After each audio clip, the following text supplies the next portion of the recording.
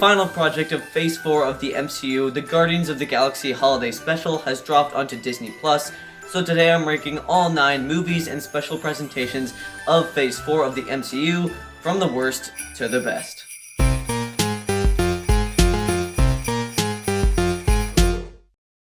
In last place is Thor: Love and Thunder.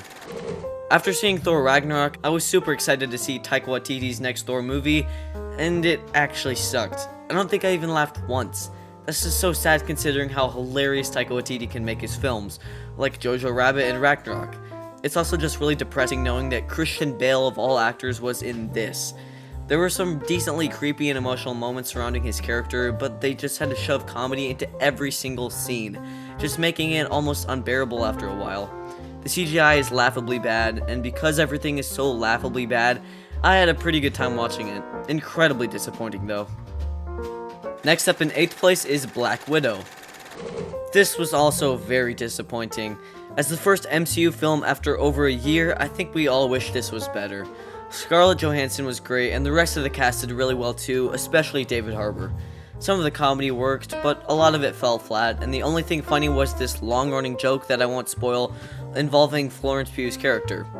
This is also the first MCU film that I watched in theaters, so that was awesome, but too bad the movie was bad. This was one of the darker and more grounded MCU films, which I think matches well with the spy genre. However, it didn't work as well as it did in The Winter Soldier.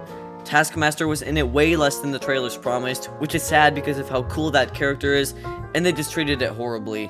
Black Widow deserves a film, but they already killed off her character in Endgame, so why would they make a film about her after they kill her off? It's just so stupid. If this was made when it actually took place in the timeline, it could have made Endgame even sadder. The second worst MCU film, not just in Phase 4, right after Thor: Love and Thunder. Then in 7th place, I have Eternals. Honestly, I didn't think this was bad, just okay. I can't really say I understand the hate. I mean, sure, it fails at trying to develop each and every character it introduces, but that doesn't make it a horrible film like some people call it to me. What had me excited about watching it was that Chloe Zhao was coming off of a Best Director win and Best Picture win, so like everyone, I was excited to see what exactly she would do with her direction. Now, I can't say this was a great movie, but I really enjoyed it. Like I said, it introduces all these characters and tries to develop them, but it just didn't have time to do so. It was a 2-hour and 38-minute film, but still would have been better off as a TV show. The cinematography, however, was amazing, some of the MCU's best, and the look of the film made up for the rather lackluster writing. The CGI looks stunning, especially in the third act, so this film stands out amongst the other Phase 4 movies in those aspects. The explosions, the superpowers, the Celestials, everything looks amazing. The characters aren't necessarily developed well, but for the most part they are all likable and still enjoyable characters to watch. I understand some arguments about this film, but I don't understand the hate for it. I enjoyed it even with its long runtime, but it still lands close to the bottom of my MCU ranking for the fact that it is incredibly messy. It was really confusing how they kept changing what century the film took place in. Also, I wish Harry Styles wasn't in the post-credit scene. In 6th place, I have Doctor Strange in the Multiverse of Madness. One of the craziest MCU movies.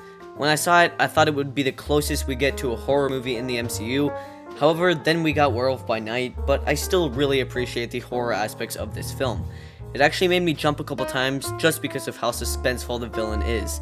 I really enjoyed the cameo appearances. They added barely anything to the narrative, but they were fun. Although the Sam Raimi-isms were amazing, there is something about this film that just feels kind of off, and I never have the urge to rewatch it as I do with a lot of other Marvel movies. It does have some interesting things, probably because Sam Raimi was behind the camera, but I don't know if I can call it a great movie like I did in my review earlier this year. Just good. Just cracking the top 5 is the Guardians of the Galaxy Holiday Special. Not really much to say about this one. It is exactly what the trailers promised it would be, nothing more, nothing less. It's a perfectly good enough holiday special that's exclusive to Disney+. I can see how it will tie into Guardians 3 very well, and seeing this makes me even more excited for that film. It delivers a lot of good comedy, and the whole plot about kidnapping Kevin Bacon as a Christmas present is hysterical. Just a good special to get you in the Christmas spirit. In 4th place, I have Shang-Chi and the Legend of the Ten Rings. Absolutely one of the worst marketed films I've ever seen. All the trailers and posters I saw sucked, so let me say that this was a pleasant surprise. It has a lot of heart and some great comedic moments. It was fun seeing Trevor from Iron Man 3 back too, and it was great seeing the actual Mandarin in this, not some random dude from Iron Man 3. The choreography was incredibly impressive, but this was also just a CGI fest with some comedic moments that didn't land at all. I don't really like Awkwafina as well. I do really like this film, but it is another one that I'm not going to call great. Winning the bronze medal is Werewolf by Night. The first great movie on this list, and it's only about 50 minutes long. It is truly a great homage to the Universal monster movies of old that really encapsulates the classic horror feeling and aesthetic.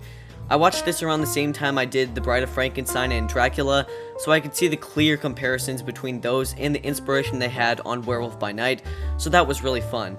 With great directing from Michael Giacchino, this is an impressive entry into the Marvel Cinematic Universe, and a spooky, surprisingly gory Halloween special to add to the Disney Plus catalog.